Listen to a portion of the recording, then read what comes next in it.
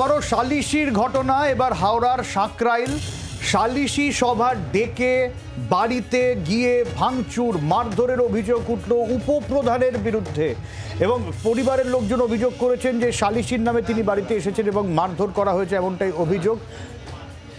ব্যবসায়ী এক অভিযোগ তুলেছেন, তার স্ত্রীর সঙ্গে পারিবারিক সমস্যা মেটাতে গতকাল সালিশি ডাকা হয়।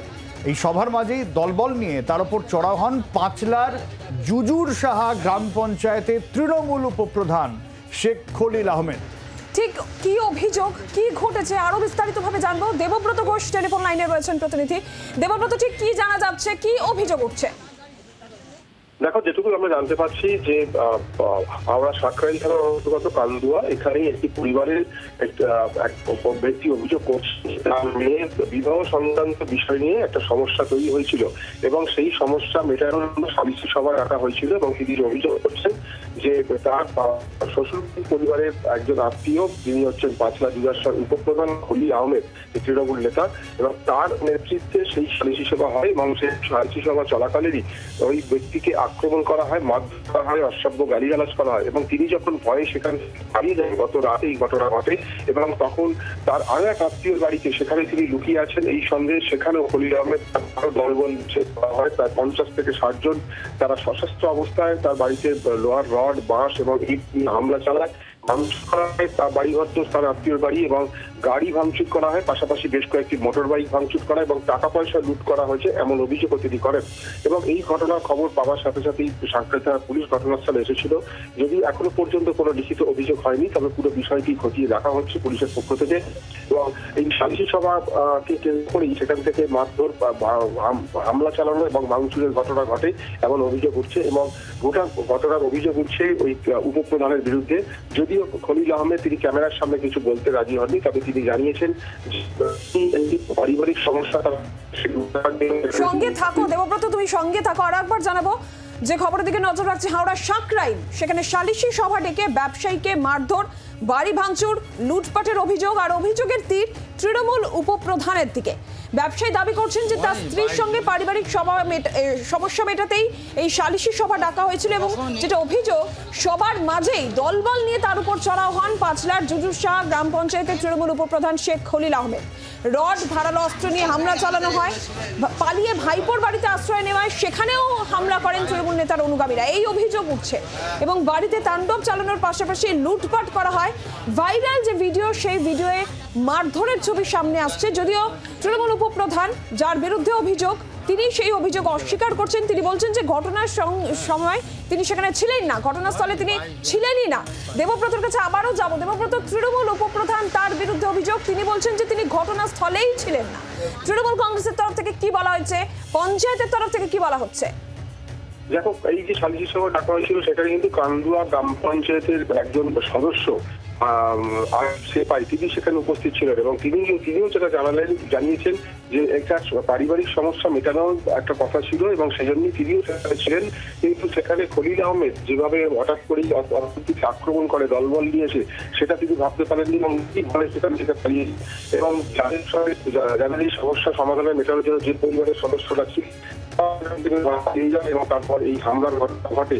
যদিও খলিল আহমেদ তিনি ক্যামেরার সামনে কিন্তু বলতে রাজি হননি, তবে তিনি যেটা জানিয়েছেন যে তার আত্মীয়ের একটা সমস্যা মেটানোর জন্য তিনি গেছিলেন, কিন্তু যখন ঝামেলা হয় সেই সময় তিনি ছিলেন না। অর্থাৎ এই যে গন্ডগোলের কথা বলা হচ্ছে সালিশি সভাকে কেন্দ্র করে, তার সেই ঘটনার সাথে তার কোনো যোগ নেই এমনটাই তিনি জানিয়েছেন। তিনি পাল্টা অভিযোগ করছেন যে যাদের সমস্যা মেটাতে গেছিলেন তারাই আক্রমণ করে, তবে যখন ঘটনা ঘটে, গন্ডগোলের ঘটনা ঘটে, তখন তিনি ছিলেন না এমন তিনি দাবি করছেন। যদিও গোটা ঘটনা খতিয়ে দেখা হচ্ছে প্রশাসনের পক্ষ থেকে এবং এই ঘটনায় আতঙ্কিত ওই পরিবারের সদস্যরা। কোনো অভিযোগ কি দায়ের হয়েছে দেবব্রত? দেখো, এখনো পর্যন্ত অভিযোগ দায়ের হয়নি, তবে অভিযোগ দায়ের করবেন যারা আক্রান্ত পরিবার লোকজন, তারা তেমনটাই জানাচ্ছে। গত রাতে পুলিশ এসেছিল কিন্তু তখন কোনো অভিযোগ নেওয়া হয়নি এবং তারপর তারা লিখিতভাবে অভিযোগ করবেন এমনটাই আমরা জানতে পারছি এবং অভিযোগ নির্দিষ্ট ব্যবস্থা নেওয়া হবে। যদিও পুরো ঘটনা প্রশাসনের পক্ষ থেকে দেখা হচ্ছে, খতিয়ে দেখা হচ্ছে এমনটাই আমরা জানতে পারছি। দেবব্রত, এই সালিশির অনুরোধ কি এই পরিবারের তরফ থেকে গিয়েছিল? দেবব্রত, একটু সঙ্গে থাকো। সজল গেশ রয়েছেন আমাদের সঙ্গে। সজলবাবু, বারবার এই সালিশি, গণপিটুনি, এইসব আবহের মাঝে আবারও পাঁচলায় এরকম সালিশির ঘটনা যেখানে তৃণমূল উপপ্রধানের বিরুদ্ধে অভিযোগ মারধর, লুটপাটের, কি বলবেন?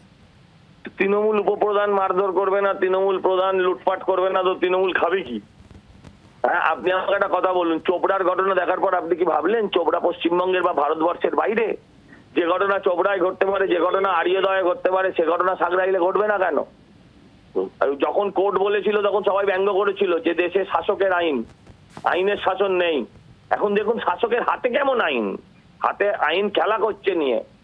আমি বলি এই সমস্ত দেখার পর ভাষার জ্ঞান ঠিক থাকে না। মনে হয় আইন বদল করে ঠিক যেমন ভাবে ওরা মধ্যপ্রাচ্যের দেশগুলোকে নকল করে যেরকম ভাবে হামলা চালাচ্ছে, শরিয়ত আইন প্রতিষ্ঠার কথা বলছে সাধারণ মানুষের ওপর, গরিব মানুষের ওপর, মেয়ে মানুষের ওপর, যেরকম ভাবে প্রতিদিন ভিডিও সামনে আসছে, আমারও মনে হয় আইন বদল করে এদেরকেও ধর্মতলার মোড়ে নিয়ে এসে শুলে চড়ালে বোধহয় মানুষ একটু শান্তি পাবে। আমি বলবো কেন্দ্রীয় সরকারের কাছে ইমিডিয়েট যদি হস্তক্ষেপ না করে পশ্চিমবঙ্গ আর সিরিয়ার মধ্যে খুব একটা পার্থক্য থাকবে বলে আমার মনে হয় না। এরা কেউ মানুষকে সাজা দেবার জন্য না, এটাও শুনেছি বিবাহ বহির্ভূত সম্পর্ক, তাহলে তো তৃণমূলের সব নেতাকেই মারতে হয়, তাহলে প্রথম তো শোভনদার বাড়িতে যেতে হয়, তাই না? সেটা নয়, আসলে হচ্ছে লোকের বাড়ি লুটপাট। আপনিও দেখেছেন যে ওরা ওর শালার বাড়ি না কোন আত্মীয়র বাড়ি কোথায় লুকিয়ে ছিল, সেখানে গিয়ে লুটপাট করেছে, পাড়ায় পাড়ায় ঘুরে তল্লাশি করছে। ভাবতে পারেন পুলিশ দর্শক, পুলিশের কোনো ভূমিকা নাই। এই পশ্চিমবঙ্গ আমরা চাইনি। অনেক ধন্যবাদ সজল বাবু, এবং কড়া প্রতিক্রিয়া সজল ঘোষের এবং কড়া সমালোচনা তৃণমূল কংগ্রেসের। এবং যে ঘটনা আমরা বারবার দেখাচ্ছি, নীলাঞ্জনা আক্ষরিক অর্থেই যেখানে তার বাড়িতে হামলা চলে, তাকে মারধর করা হয়, তিনি পালিয়ে যান পাশে ভাইপোর বাড়িতে, সেখানে গিয়েও মারধর করা হয়, লুটপাট চালানো হয় বলে অভিযোগ তৃণমূলের উপপ্রধান এবং তার দলবলের বিরুদ্ধে। যদি উপপ্রধানের দাবি যে তিনি সেখানে ছিলেনই না, তার সঙ্গে এই ঘটনার কোনো যোগ নেই, যদিও এই অভিযোগ মানতে নারাজ অভিযোগকারী। গোটা বিষয় নিয়ে পুলিশের দ্বারস্থ হতে চলেছেন তার, এবং ঘরদোর যে ভাঙচুর করা হয়েছে সেই ছবিও সামনে এসেছে। তাণ্ডব চালানো হয়েছে, রীতিমতো ঘরে মারধর করা হয়েছে। পারিবারিক সমস্যা মেটাতে সালিশি সভা, আর সেই সালিশি সভাতেই মারধর, লুটপাটের অভিযোগ উঠছে। প্রায় 100 লোক বাড়িতে তাণ্ডব চালান, মাতব্বরি ফলান। হাওড়ার সাঁকরাইলের এই ঘটনা দেখাচ্ছি আমরা, নীলাঞ্জনা। সালিশি সভা, পারিবারিক সমস্যা মেটাতে সালিশি সভা ডেকে এইভাবে মারধরের এই অভিযোগ। সিপিআইএম নেতা তথা আইনজীবী বিকাশ রঞ্জন ভট্টাচার্য টেলিফোন লাইনে রয়েছেন আমাদের সঙ্গে। বিকাশ রঞ্জন বাবু, আবারও সালিশি সভা ডেকে মারধর, বাড়ি ভাঙচুরের মতন অভিযোগ উঠছে হাওড়ার সাঁকরাইলের এই ঘটনা, যেখানে অভিযোগের তীর তৃণমূল উপপ্রধানের বিরুদ্ধে, কি বলবেন? বলার তো কিছু নেই, একটা গুন্ডা পরিচালিত দল যদি হয় তার পরিণতি এটা হতে বাধ্য, এবং এর জন্য সাধারণ মানুষকে অনেক জুলুম সহ্য করতে হচ্ছে, আগামী দিনেও হবে, যতক্ষণ না এই গুন্ডা দলটাকে জেতিয়ে বিদায় করা যাচ্ছে। আইন শৃঙ্খলা বলে কিছু নেই, সবাই শুধুমাত্র দর্শক হয়ে আছে। ধন্যবাদ আপনাকে। বিকাশ রঞ্জন ভট্টাচার্য সিপিআইএম নেতা, আইনজীবী ছিলেন টেলিফোন লাইনে আমাদের সঙ্গে। সাঁকরাইলের এই ঘটনা, যেখানে সালিশি সভা ডেকে মারধর, বাড়ি ভাঙচুর করা হয়েছে, এই অভিযোগ উঠছে। ব্যবসায়ী যাকে এই মারধর করা হয়েছে, যার বাড়ি ভাঙচুর করা হয়েছে বলে অভিযোগ, তিনি দাবি করছেন যে তার স্ত্রীর সঙ্গে পারিবারিক সমস্যা মেটাতেই এই সালিশি সভা ডাকা হয়েছিল, এবং সভার মাঝেই দলবল নিয়ে তার উপর চড়াও হয়েছিলেন পাঁচলা জুজুরশাহ গ্রাম পঞ্চায়েত তৃণমূল উপপ্রধান শেখ খলিল আহমেদ। রড, ধারালো অস্ত্র নিয়ে হামলা চালানো হয়, এবং এরপরই তিনি পালিয়ে ভাইপোর বাড়িতে আশ্রয় নিলে সেখানেও তৃণমূল নেতার অনুগামীরা হামলা চালায়, বাড়িতে তাণ্ডব চালানো হয়, লুটপাট করা হয়, এই অভিযোগ সামনে আসছে। জয়প্রকাশ মজুমদার রয়েছেন আমাদের সঙ্গে। জয়প্রকাশ বাবু, আবারও হামলার ঘটনা, সালিশির ঘটনা, মারধরের ঘটনা সামনে আসছে, তৃণমূলের উপপ্রধানের নাম, বারবার এই ঘটনা, কি বলবেন? দেখুন, গ্রাম বাংলায় বা সারা ভারতবর্ষের অনেক জায়গাতেই, যে কোনো গ্রামীণ জায়গায় এই যে এখানে যেটা হয়েছে পারিবারিক বিবাদ, স্ত্রী স্বামীর মধ্যে বনিবনা নেই, তাতে কিছু লোক বসে তাদের মেটানোর কথা ইত্যাদি, এটা গ্রাম্য ব্যাপারে এটা প্রায় হয়ে থাকে। এটা যে কিভাবে বন্ধ করা যায় তার কোনো উত্তর কারোর কাছে আছে কিনা আমি জানি না, কিন্তু এটা নিয়ে এই হিংসার ঘটনা খুবই অনভিপ্রেত এবং হওয়া উচিত না। সাংসারিক ব্যাপার নিয়ে হিংসা বা অন্য লোকের জড়িয়ে পড়া এটা উচিত নয়। কোনো রাজনৈতিক দলের তো নয়ই হস্তক্ষেপ করা এইসব ব্যাপারে। তৃণমূল কংগ্রেস এগুলো অনুমোদন করে না। এবং অনেক ক্ষেত্রে যখনই হয়েছে তৃণমূল কংগ্রেস সংশ্লিষ্ট ব্যক্তিকে হয় শোকজ বা দল থেকে তাড়িয়েছে। এক্ষেত্রে ব্যবস্থা নেওয়া হবে বলে মনে হচ্ছে? যদি সেরকম হয়ে থাকে নিশ্চয়ই ব্যবস্থা নেওয়া হবে। তবে আমি বলবো একটাই কথা, পুলিশের কাছে যেন ঠিক মতন অভিযোগ জানানো হয়।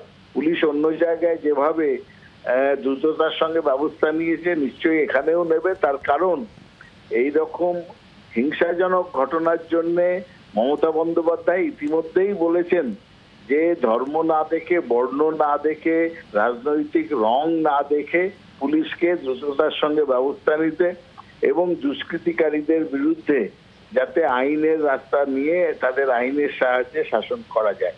এই প্রসঙ্গে আমি শুধু একটাই কথা বলবো যে চারিদিকে গণপিটুনি হঠাৎ শুরু হয়েছে বা এইরকম সালিশি সভা এসবগুলো আইন যেগুলো করা হয়েছে সেগুলো রাজ্যপাল কেন আটকে রেখেছেন, এই প্রশ্নটাও আমাদের মনে বারবার ঘুরপাক খাচ্ছে। বিজেপির পাঠানো বিজেপির এজেন্ট রাজ্যপাল এই বিষয়ের আইন পুলিশের হাতে পেলে পুলিশের কাজ করতে সুবিধে হবে। সেই আইন কোন উদ্দেশ্যে আটকে রেখেছেন এটাও আমাদের মনে একটা বড় প্রশ্ন। অনেক ধন্যবাদ জয়প্রকাশ বাবু। বাংলার আওয়াজ, বাঙালির আবেগ, জি 24 ঘন্টা।